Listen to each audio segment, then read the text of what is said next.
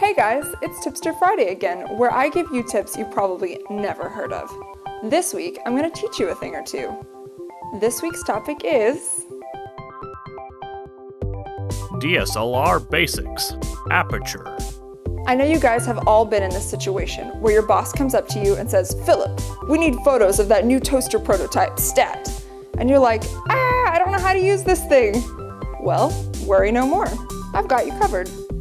I decided to break this up into 3 videos, so make sure you come back next Friday and the Friday after that to get the rest.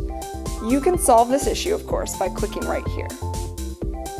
Before we get started, I'm going to ask you to do something scary. Turn the little top dial from A to M.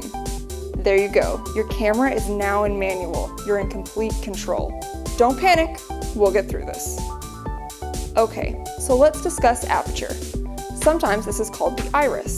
The camera iris is just like the one in your eye. It controls the amount of light entering the lens. The wider the aperture, the more light there is. The smaller the aperture, the less light there is.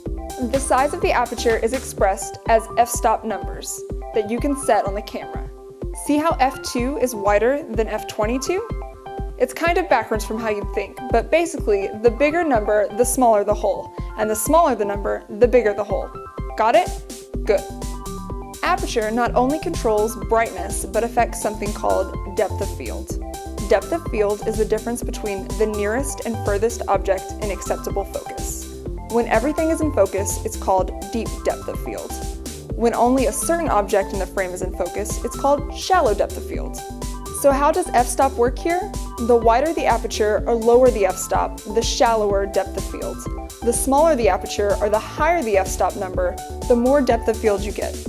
This is helpful in achieving that sweet portrait style photo of your cat or that musician friend from that one band.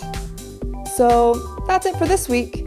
Next week we'll talk more and see how shutter speed can turn your photos from boring to art. Don't forget to subscribe. See you next week.